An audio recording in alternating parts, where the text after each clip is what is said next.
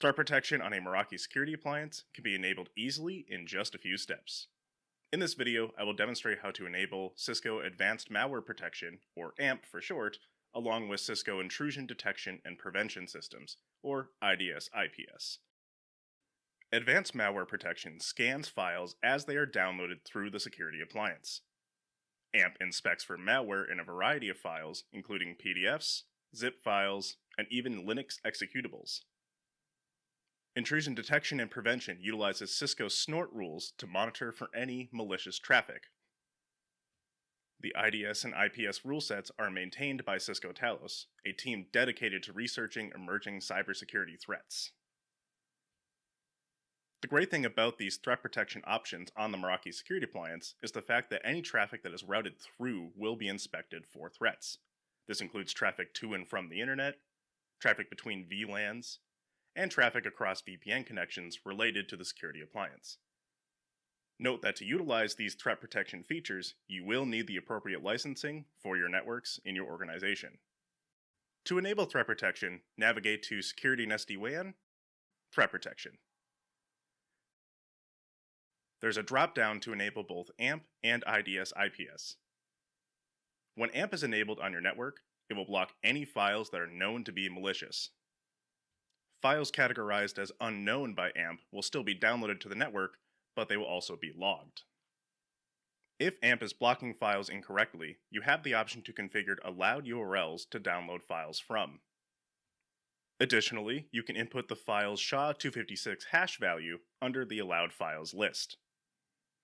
For intrusion detection and prevention, configure the operating mode as either prevention or detection.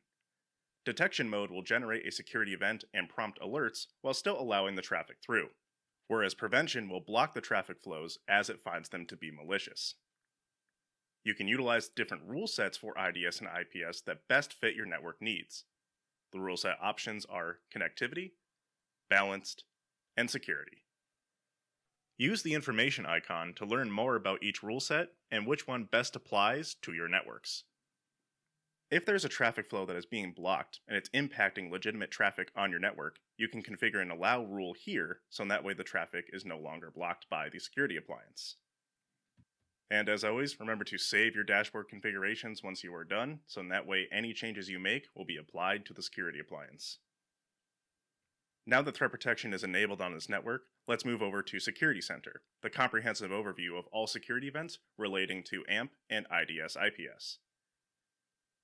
You can view Security Center for your individual networks via Security and SD-WAN, Security Center, or on an organization-wide level by navigating to Organization Security Center. Note that for this view, though, you will need to be an organization-wide administrator. In Security Center, you can get a representation of threats across your networks. You can filter based on different security event types, the disposition of the threats, and the action the security appliance took against that threat. One fantastic feature about Security Center is the email report it can generate. With this email icon, select Schedule Email Report and input a name for the report. Also input the email addresses for anyone you want to receive this report within your organization. Once that is done, select Save. With the combination of threat protection and the Meraki Security Center, you can easily keep track of the security for your networks within your organization.